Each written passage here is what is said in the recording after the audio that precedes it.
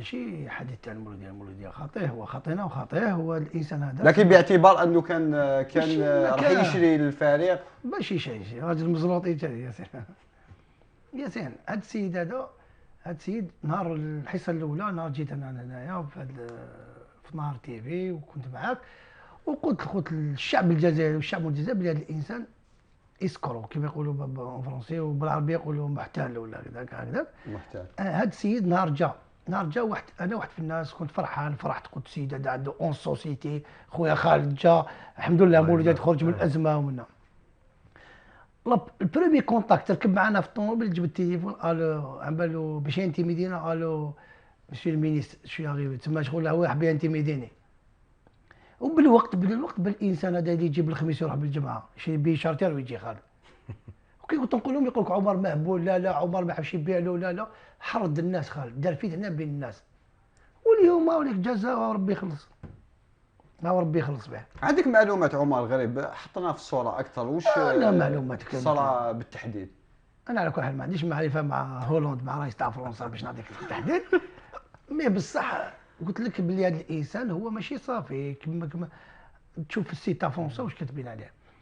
واليوم داروه في الباريزيان، اليوم داروه في الباريزيان داروا هذا السيد محتل على الخدامين، على لي زامبو، على الديوان، حتى كاع الناس. هذا السيد انت تفيق ياسين، السيد هذا كان يجي الخميس والجمعه ونهار كامل هو يبوس يتصفق باش كي يجي للسطاد، مولوديه خاسره هو يبوس، سيد ما على بالوش.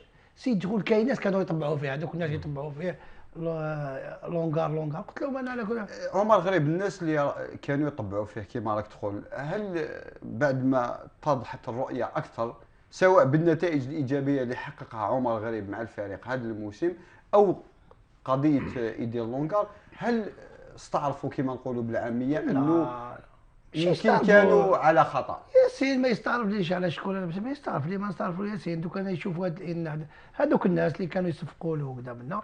على كل حال كان بعض الانصار مساكن ربي يسامحهم، باسكو الناس يغلطوهم، شافوه جاب الكوستيمه وكذا قال لك فرنسا ومنا ناس طمعت، يقول لك بالك عمر هذا يحب الكرسي وقت شادها ما حبش يبيع حاله وكذا.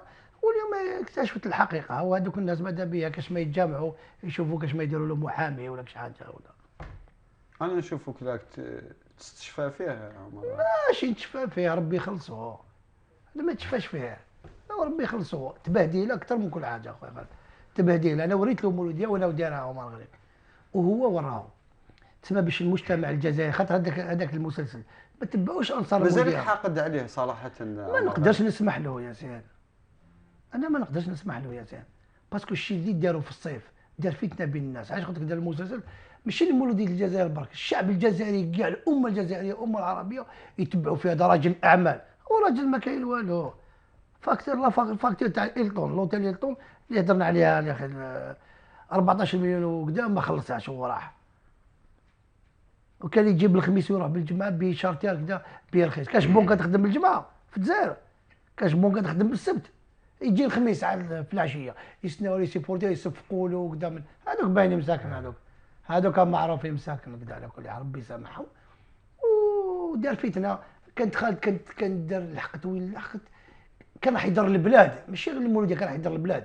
دار فتنه ولات الناس دير لا مارش، الناس كذا وكذا. عمر هذا لهذا ما تسمحلوش عمر غريب. اي باسكو ضر البلاد. شوف كما قريب ضر البلاد مزيان. انا وقفت له بالحقيقه وقلت له كان جات عندك صح مواقف وعندك شخصيه هو واللي معاه، قلت لهم جيبوا دراهم والفريق ما كاش ناس، ما كاش، كان غير الهضره.